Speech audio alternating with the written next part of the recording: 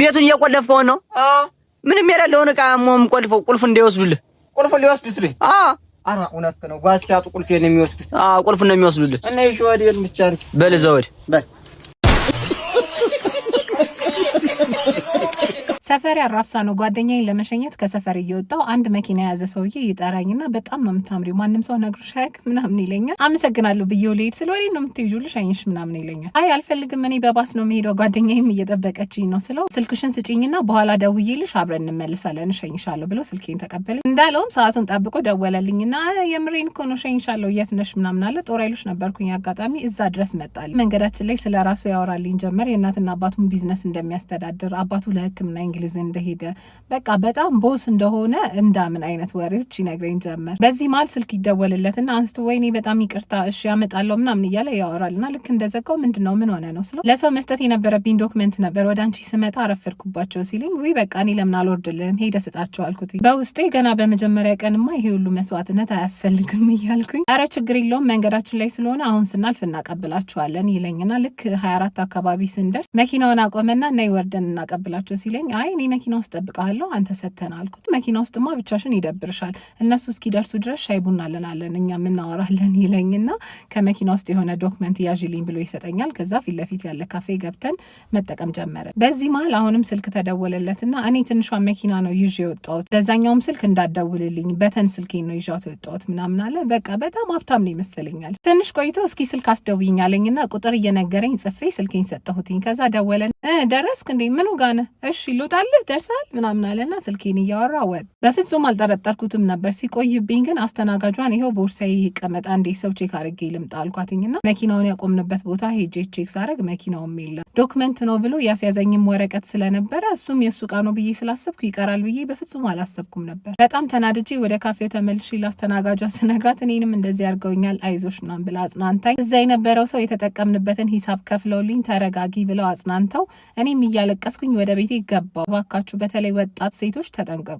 አራዳ ማለት ነው አራዳ እናቱን የሚረዳ አባቱን የሚረዳ ትርጉሙ ራሱ ማለት ነው። አንቻውን በጣም አራዳ ነኝ ብለሽ ስለምታስቢ ልክ ጡጦ ሲሰጥሽ ታለቅሻለሽ እንደማልጨክንብሽ ስለምታውቂ ማለት ላለመጥባት ይገባኛል። እኔ ምን አትበይ እንዴ ላስተኛሽ ስንት ታለቅሻለሽ እንደማቅፊሽ ስለምታውቂ አትበይ ገባሻ? አንቺ ቡልቡላ ተወልደሽ እኛ ኦሎምፒያ ተወልደን ሳሪስ ያደግነው ልሸውጂ ነው ይኸውልሽ አንሰማሽ እኛን ሰው ይኸውልሽ አንቺ ሰፈር ቡልቡላ ማለት ነው ጫካ ነበር ይገርምሻል። ይሁድ እናቴ አስቸገረችኝ እኮ ብሩን አስገባው በቃ አባቱ አቤት ጫማክ ተፈቷል። ምን ስልኩን ላስቀምጥ ወይ ላፕቶፑን ላስቀምጥ? ሁለቱም ውድ ናቸው። እሰራው እንጂ ይጥላል እኮ። አይ አምጣ ሊያዝልን እንደው አይ ተቸገርክ። እኔ ዝላለው እሰራው። አለማመን እኮ አይደለም ለጥንቃቄ ነው። በዚህ ሰዓት እኮ ብዙ ሰው ይታመናል የኑሮ ሁኔታ ነው እንጂ።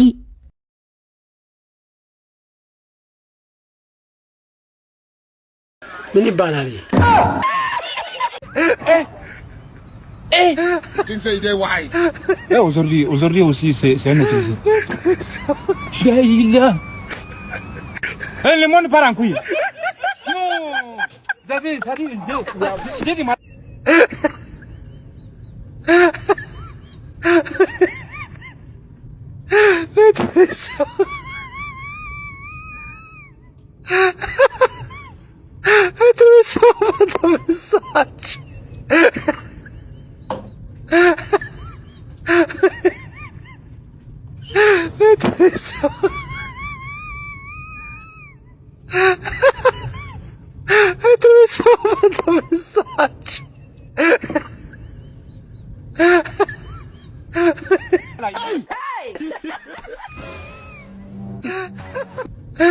ሄሎ አቤት ሰንዬ እንዴት ነሽ? ደህና ነኝ። ደስ ይላል ሰንዬ ስራ ጥሩ ነው? ጥሩ ነው። ደስ ይላል ሰንዬ ደስ ይላል። ምግብ በላሽ እንዴ ሰንዬ? አዎ በልቻለሁ። ደስ ይላል ፋዘር ግን ተሻላችሁ? ተሽሎታል። ደስ ይላል ሰንዬ ደስ ይላል። እኔ ቆይ መላ እንዴ ነው ምን አትላውልልኝ አትልም እንዴ ምንድነው ከኔ ዝጋው። ደስ ይላል። ጣፋጭ